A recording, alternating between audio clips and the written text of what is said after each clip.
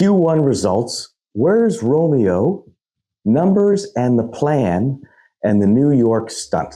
Everybody, I'm Steve Reinharz, founder, CTO, and CEO of Artificial Intelligence Technology Solutions, trading as a penny stock on the OTC Pinks under the ticker AITX. Nice to see you, glad you're here. And we've got some things to talk about. I know you're going to be interested in the numbers piece and... Important note, during the recording of this video, Steve shared in-depth thoughts on market cap, stock price, valuation, and the differences between VC funding and public markets. Unfortunately, our compliance team has advised us to remove that section. Stay tuned. Steve will release his special edition video soon to cover these important topics. Even before we get there, though, we're going to do a quick sidebar right now, and I want to talk about how AITX is largely funded through retail trading as we know.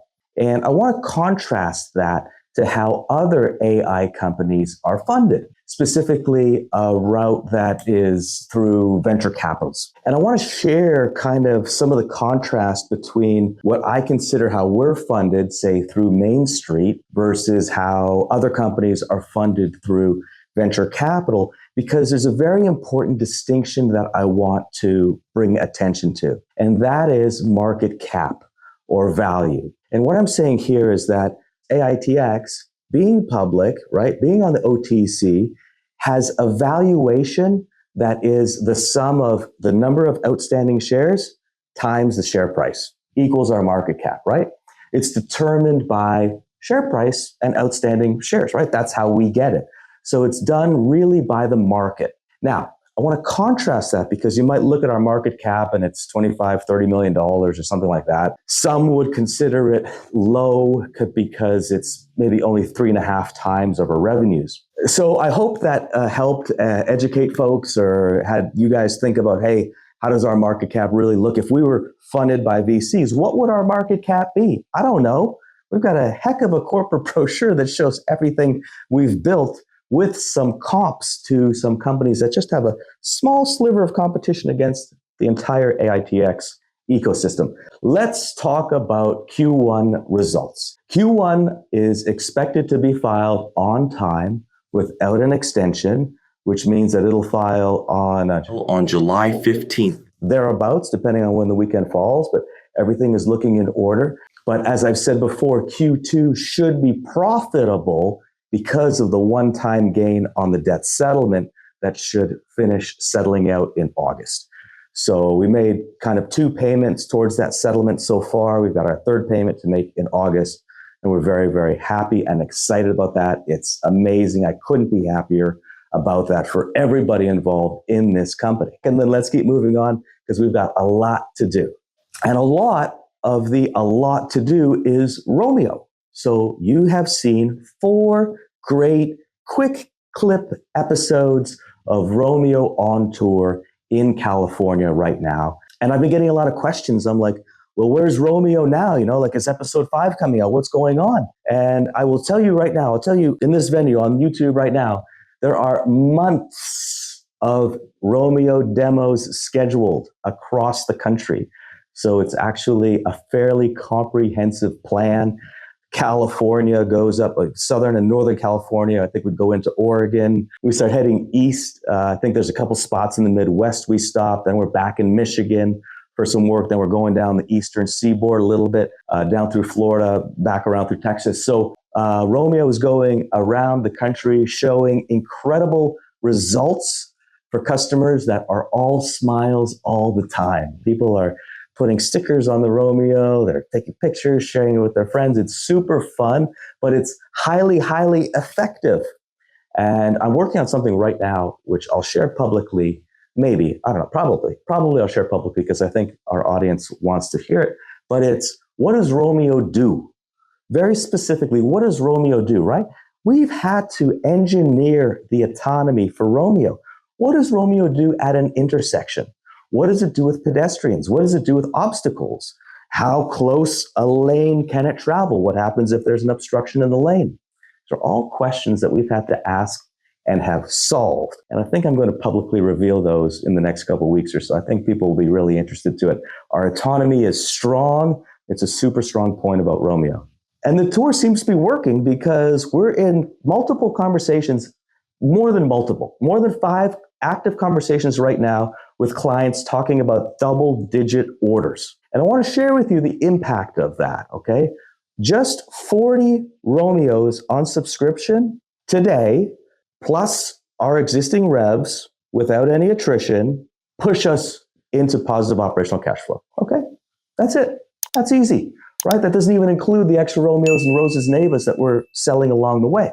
And that's just one pathway towards operational positive cash flow, okay? Which again is so important because it gives us options to not have to fund the company through loans or dilution. Now let's use that segue to talk about numbers and the plan. I'm going to say right now on the call that our annual revenue run rate is over $8 million right now. And I'm going to say that we need to be on an annual revenue run rate of about $10.5 to $11 million a year in order to be operational positive cash flow, in that range. Since this isn't audited, I have to talk in broad ranges with disclaimers and so forth, but it's the best information I have. It's the information that I live with and I work with and I'm sharing with you. It's just that simple. So right now, our revenue run rate is over $8 million a year. Let's say we want to get to 11. So we got to bump it up a bit with our stationary line, okay? And Doug's going to pull up the 3 devices in our stationary line. Rio, Rosa, and Ava is producing that $8 million plus right now, okay?